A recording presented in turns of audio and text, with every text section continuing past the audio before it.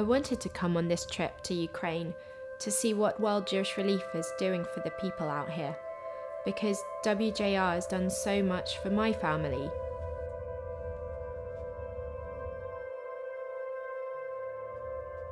With my heritage as the grandchild of Eastern Europeans, I realised that it's really a quirk of fate that I ended up where I live today and they ended up where they live.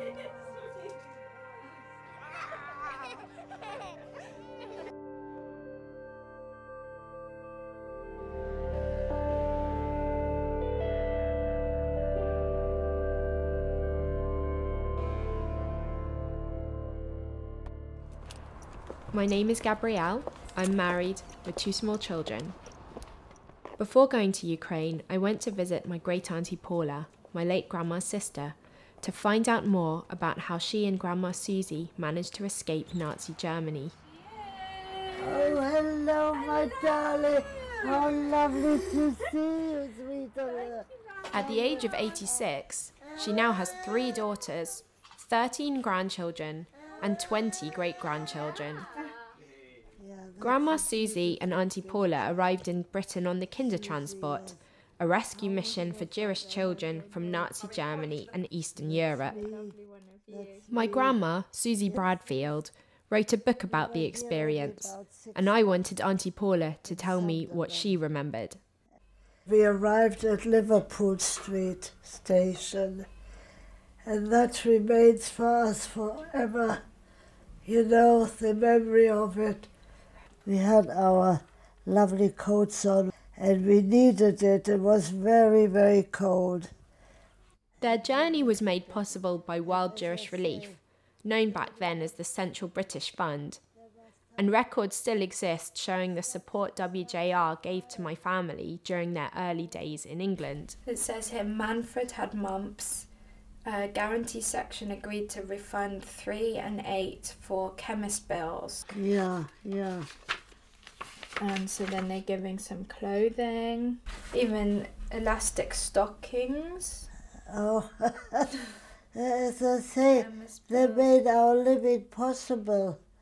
They were like a rock to give us stability, to face whatever was in store for us. I'm starting my journey to Ukraine at Liverpool Street Station, where my grandma Susie and Auntie Paula first arrived. This statue commemorates the children of the Kindertransport, just some of the 75,000 men, women and children WJR helped to escape Nazi Germany. They now help nearly the same number of Jewish people in Ukraine today. I'm on my way to Kharkov, in the east of the country, to see what WJR is doing for the people here. I know they need help to meet their basic needs, help with food, heating and education, and that's exactly what my family needed all those years ago.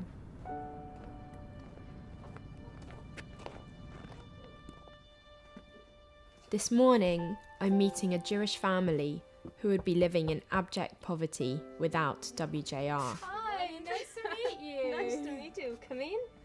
Larissa lives here with her husband, 5 children, and her elderly parents. The support they receive prevents them slipping back into total desperation. We have just this one toilet for 9 people, and we are lucky to have this bath. It would be impossible to cope without WJR's help. We wouldn't have enough food or medicine or warm clothes for the children. With no clean drinking water available in the house, Larissa's husband has to fetch it every day. In Ukraine's increasingly desperate economy, he's been forced by his employers to work part-time. Larissa and I got on really well. It was tough seeing her family's constant battle for survival. Our family survived the war in hiding here in Kharkov, but daily life is still a struggle for us. Larissa, what help are you receiving from WJR? We receive a food card, medicines. When Lev was seriously ill, we received emergency medical help. And WJR helped us buy all the children's winter clothes. It is hard to say, hard to imagine where we would be without this support. As I played with Larissa's lovely children, I realised how vulnerable this family is. Auntie Paula's words about WJR came back to me. They were like a rock to give us stability to face whatever was in store for us. WJR is their only safety net, and now, just as it was then, it's a matter of survival.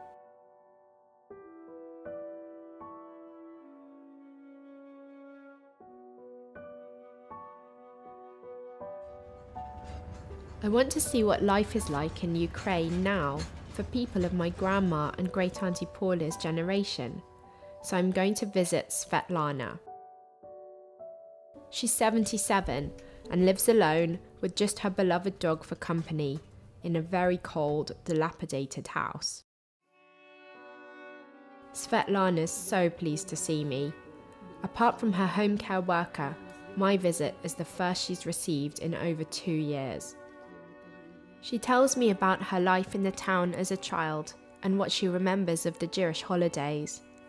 Despite her terrifying experiences during the war, she survived and later married.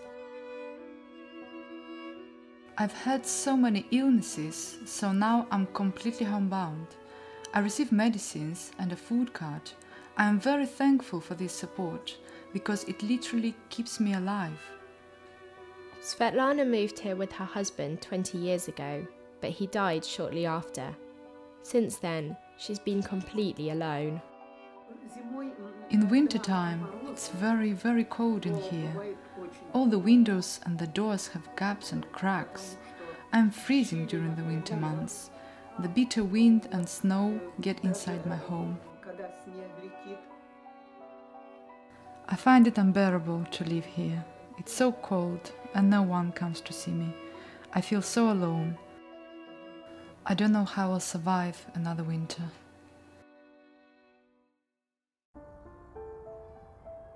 When I left Svetlana, my heart really sank. I hope WJR can repair her home, which was so cold and run down.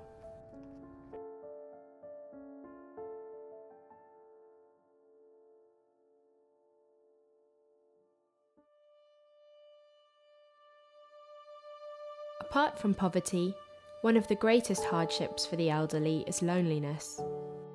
My last visit is to 83-year-old Elena, who lives alone. Her son moved away for work some years ago and rarely visits. She lives on the 5th floor of this apartment building. It has no lift, and chronic bronchitis makes it hard for her to climb the stairs.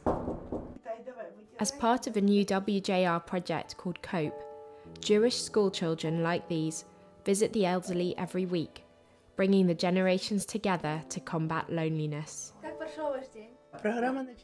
I used to feel so lonely. This new program is very important for me because now I have my little helpers. I don't feel so alone anymore. As well as housework and collecting food and medicines, it's obvious to me that these teenagers have a special relationship with Elena and make her feel part of a wider Jewish community. I feel that my soul is not frozen anymore. It is melting and I feel so much younger.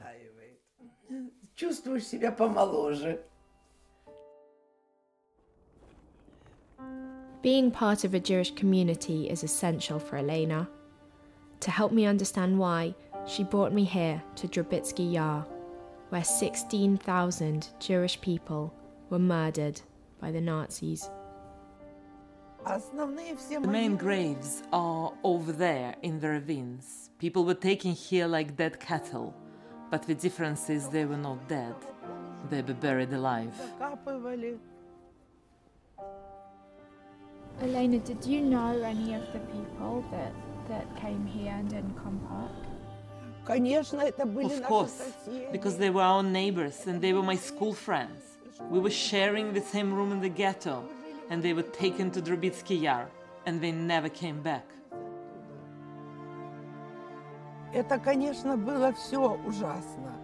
It was really dreadful. I managed to survive because of the people who risked their lives to help me. Нам помогали.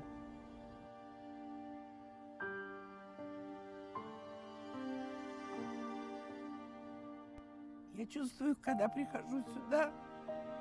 When I come here, it always hurts me inside. Понимаете, за годами. You know, when years pass, I can forget faces, I can forget names.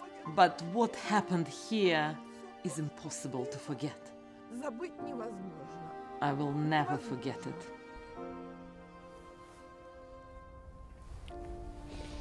Elena, thank you so much.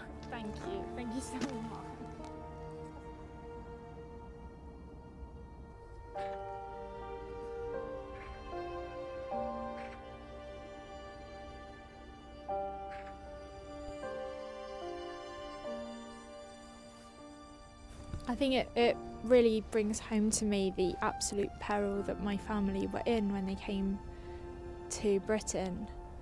The actual reality of what might have befallen them if they had stayed living under the Nazis.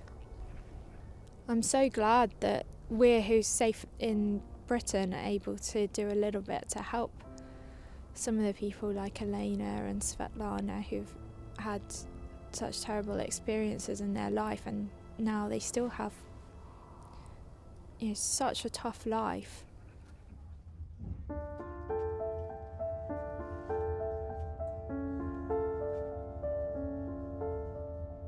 I'll never forget the time that I've spent here in Ukraine. I'll be taking home extraordinary memories, stories I can pass on to my children.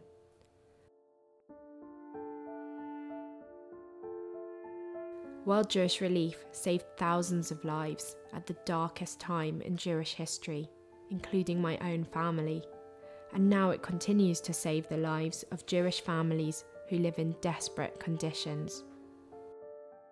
But there are so many more people to reach. These are our cousins, our neglected Jewish family. Surely we must give them hope for the future too.